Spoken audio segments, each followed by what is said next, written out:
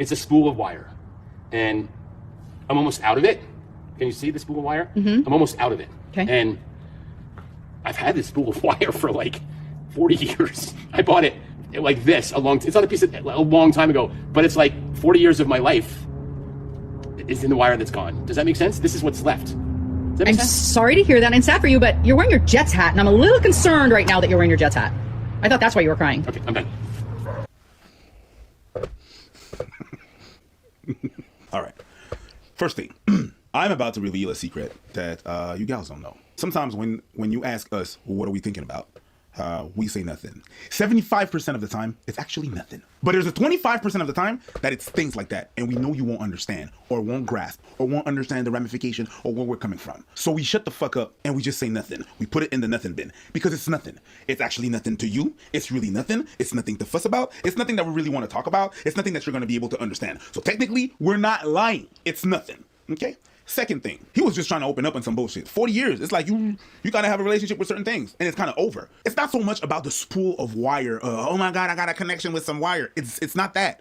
It's not that.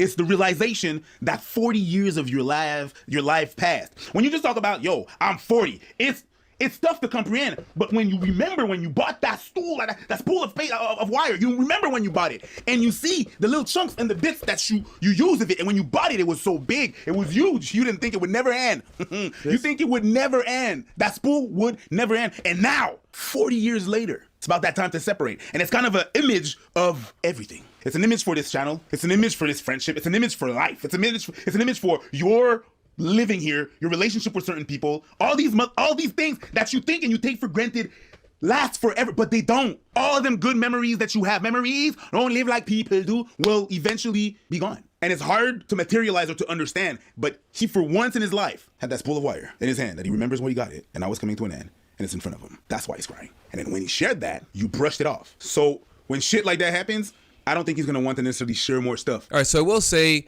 watch the full video because they also do get into the part where, you know, they're kind of explaining what happened and all of that. But what I really want to focus on is this piece of this of the relationship that can go on between a husband and his wife. And first of all, I want to go to Job, right? Job chapter 2:9. And so after they lose their wealth, their livelihood or their stocks, they lose their children, right? So basically they've lost everything. Even their health starts to degrade. Job's wife says to him, "Are you still maintaining your integrity? Curse God and die."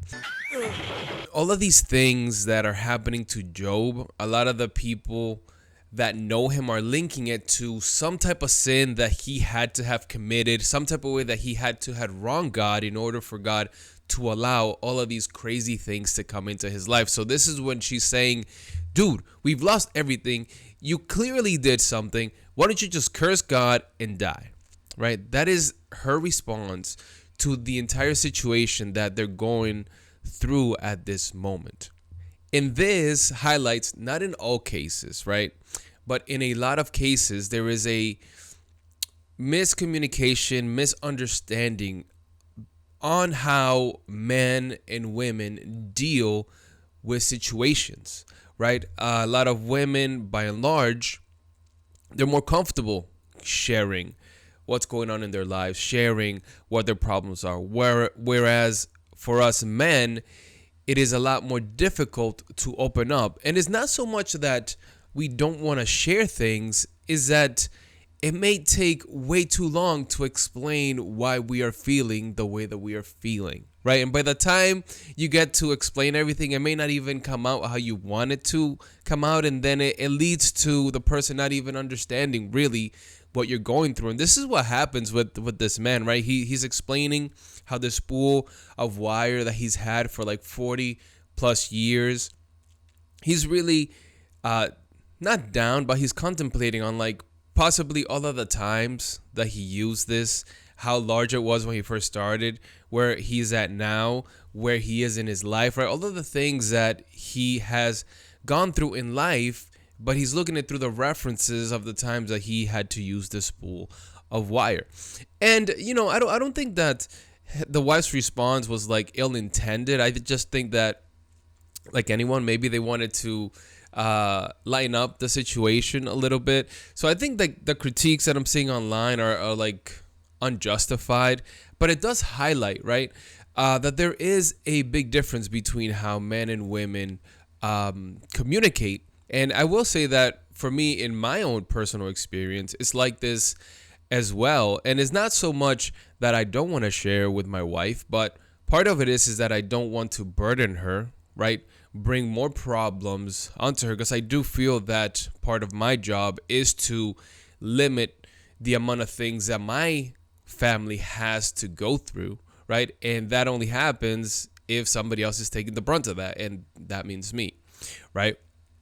And so there are things that maybe I don't share with my wife, and it's not because I don't trust her, and I just don't want to burden her. But there are times in my life that I do wish that maybe she would ask me more questions, not the simple like, oh, how are you today? But hey, specific things that she knows that I'm working on, either at work or ministry or whatever, that she would drill down and ask about those specific things, so that maybe I would have more of an opportunity to open up and share those things. And sometimes it happens and other times it doesn't. But this is just to share that, whereas for a woman, you can just say, hey, how was your day? And she will freely open up about everything that went on. For men, we do find it a little bit more difficult, and it may take a little bit more probing, right, from the wife's perspective to be able to get those details. And it's not to say that one way is wrong and one is right. This is just to say that we communicate differently. And I just want to nail down before we go, this moment that this man had, right? 40 years he's had this spool of wire, and he's just contemplating on his life and possibly how finite ultimately our lives are as humans.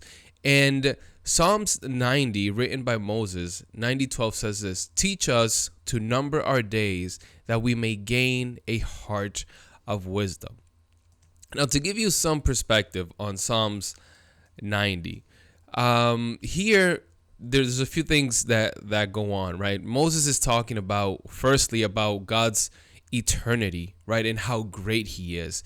And then he focuses on how brief, right, the life of a human is. Then he goes into the consequences of our sinful actions and how those display in our lives.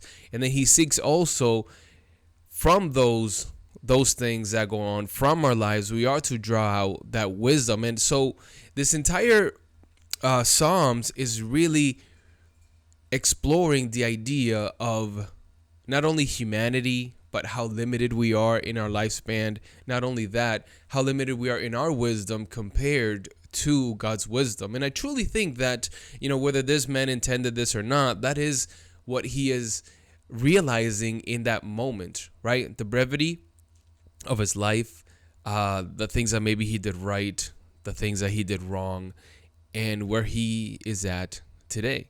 And I think that all of us should take this into consideration and maybe take it as a wake-up call to contemplate and to analyze our lives on a more regular basis than maybe we do currently, right? I think that it's towards the end of the year, so it's a perfect opportunity to do that. But, reflect more often on God, on your family, on how you're doing, how you're serving others, things that will bring perspective into your life. And ultimately, maybe when you reflect on your life 40 years from now, it won't be as sad as maybe this man in this moment. Because if throughout your life you've taken these times to reflect on your life and how you've served people and on God, then maybe when you get to 40 years down the line, you're just reflecting on how good you were able to shepherd this time that God gave you here on earth. Right, guys? Well, this is all that I had for you today. And as always, just want to remind you that we must persevere. Peace.